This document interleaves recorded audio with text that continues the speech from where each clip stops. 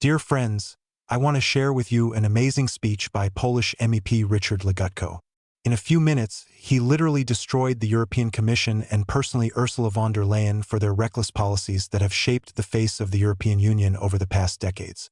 He harshly criticized von der Leyen for turning the EU into a punitive body and using its tools to put pressure on undesirable governments. Be sure to listen to what the MEP says. You don't often hear such a constructive and sensible opinion, especially from a Polish representative. Now I'll tell you what the Pole was talking about and also share my thoughts.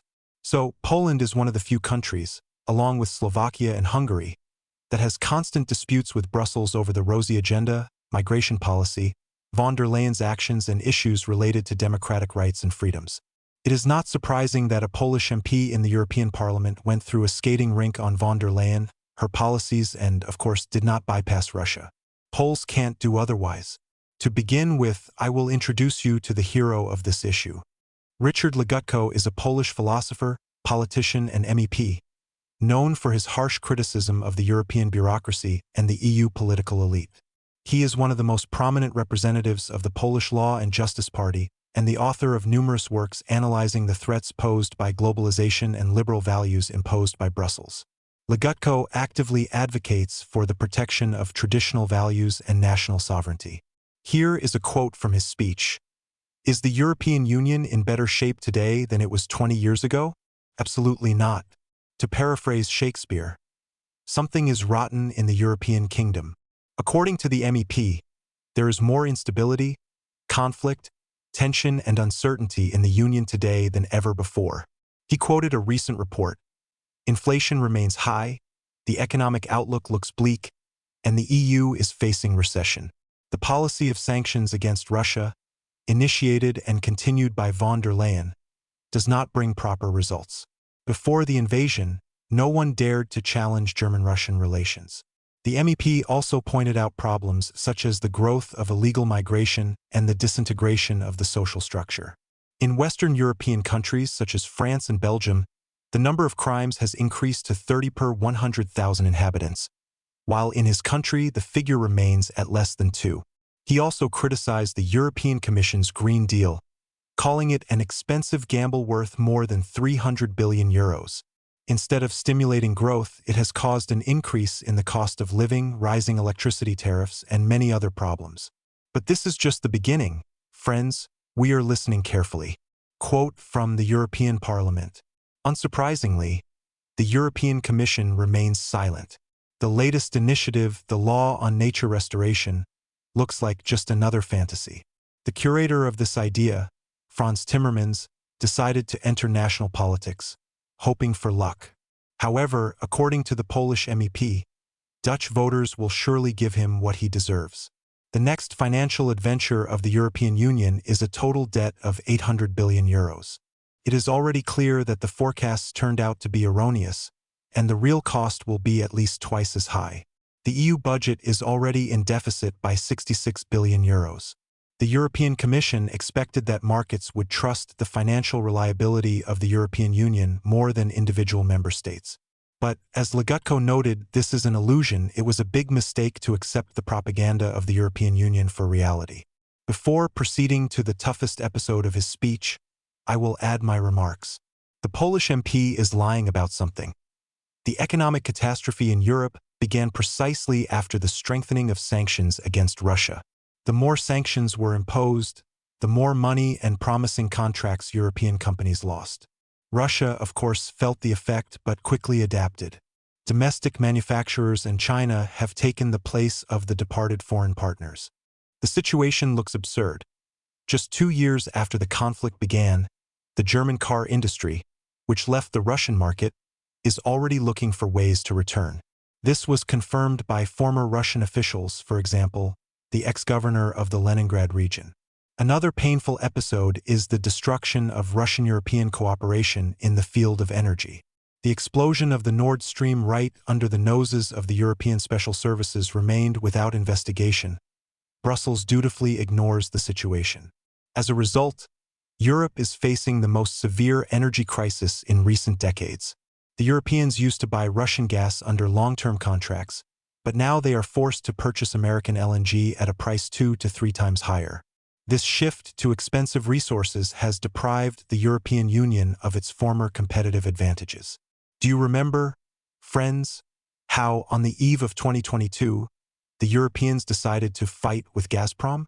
They abandoned the contract prices, stating that they want to switch to spot prices that are emerging in the market. So what happened? Now ordinary Europeans are paying for this with their own money, paying for the short-sightedness and monstrous mistakes of Ursula von der Leyen and her team. This is especially true for Poles. And Putin, as usual, turned out to be right. It's a good thing that the Europeans didn't switch to heating with firewood, as he once joked, although they would have to bring firewood from Siberia or Belarus. Now let's get back to the speech lightly. Here's how he effectively dismantled the actions of the European Commission. The European Union is moving towards an oligarchy, demonstrating increasing disregard for the restrictions stipulated by the treaties. The Commission has turned into a party machine, interfering in national politics and trying to overthrow governments it doesn't like. Madam President, you yourself threatened Italian voters before the elections. Let me quote you. If things go in a difficult direction, we have the tools. Let me remind you that you do not have any tools to interfere in the democratic process of sovereign states. Dictators may have such tools, but you don't. The deputy continued. You have turned the rule of law principle into a caricature. There is an old saying, "Doctor, heal yourself." So, Madam President, start with this. Stop juggling legal grounds, calling taxes contributions, in order to circumvent the necessary procedures. Provide all documents related to vaccine deals, including text messages. It would be an example of law-abiding behavior. The most striking episode of the speech concerns how the European Commission tried to regulate the language. This commission will go down in history as the one that tried to abolish words like Christmas in order to create an officially sanctioned vocabulary. Yes, you have withdrawn the idea, but the fact remains that a whole apparatus of bureaucrats has been dealing with how we should speak and avoid the word Christmas. This is outrageous, but it demonstrates well how the Commission works. Against this background, statements that the European Union is a center of democracy and impartial justice look extremely controversial. Friends, did you know that the European Union is considered the center of democracy and impartial justice? Of course, this is sarcasm. But what is really surprising is why Ursula von der Leyen has not yet been brought to justice. Neither for fraud during the pandemic, nor for failed projects in the field of green energy. Germany was left without industry. Nuclear power plants were closed, Russian gas was cut off, and renewable energy did not work. Poland suffered even more. The European Commission, led by von der Leyen, blocked its access to EU common funds for violating the so-called principles of the rule of law. Sanctions were imposed even for the development of coal deposits. Meanwhile, under her leadership, the European Union has lost its influence on the world stage, dropping to the level of countries that were previously considered peripheral. There are plenty of examples of European leaders being humiliated. Annalena Baerbock arrives at an empty airport, or Ursula von der Leyen is put on a sofa in Turkey, showing disdain. Even Chancellor Scholz was greeted by China as a minor official. And all this against the backdrop of the largest conflict in Europe since World War II, for which ordinary citizens are paying the price. MEP Richard Legutko correctly analyzed von der Leyen's actions in his speech. He asked an important question. Why did she get another 5-year mandate instead of investigating her activities? It is obvious that the globalists have turned out to be stronger again. This means that changes in Europe are not worth waiting for. Even if criticism is getting louder, it only creates the illusion of publicity. For Russia, relations with the EU have been closed for decades.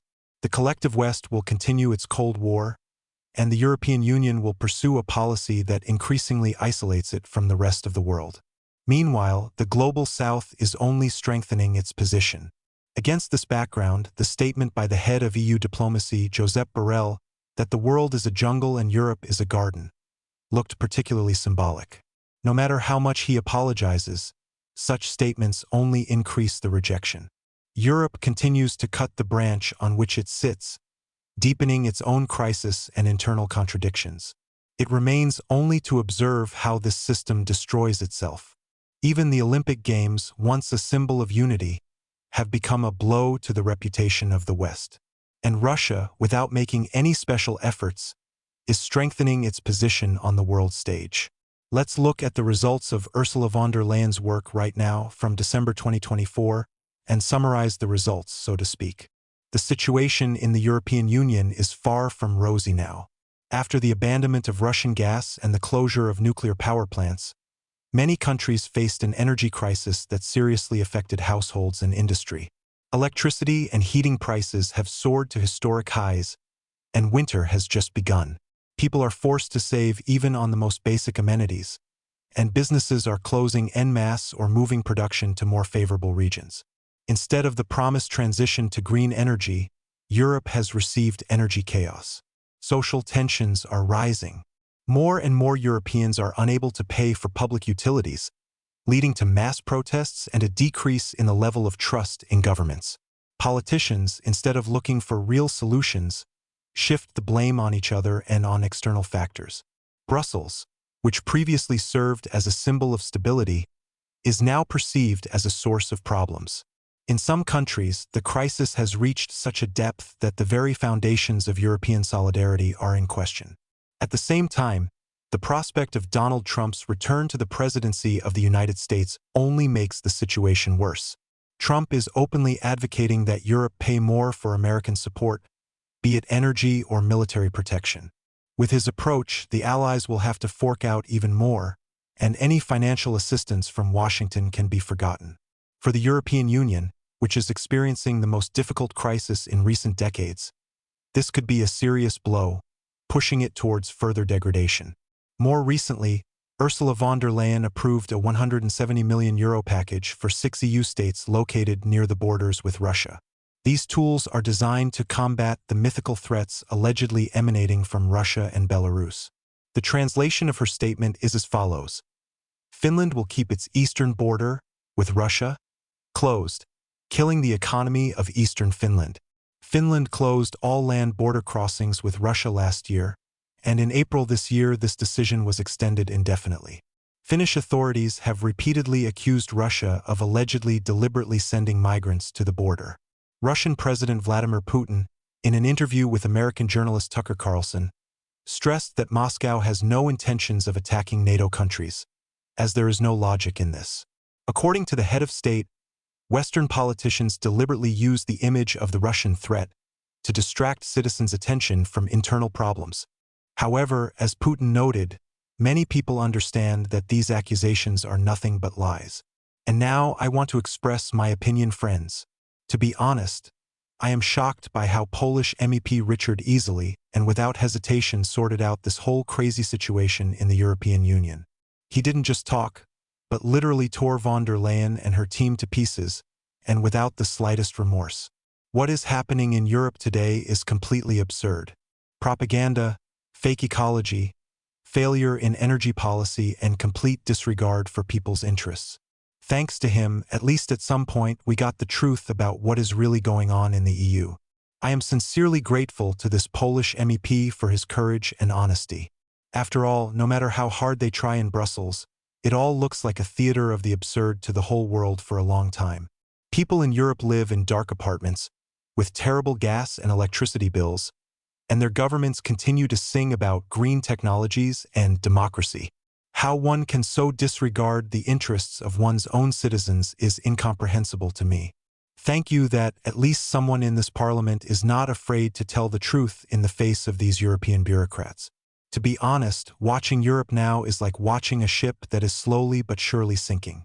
And at the same time, everyone on board continues to claim that the course is correct. Well, if Trump returns, wait for new waves in this ocean of problems.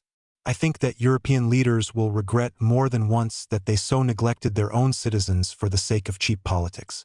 Anyway, thanks to the poll for making us think. Friends, share your thoughts in the comments and don't forget to subscribe to the channel. See you soon.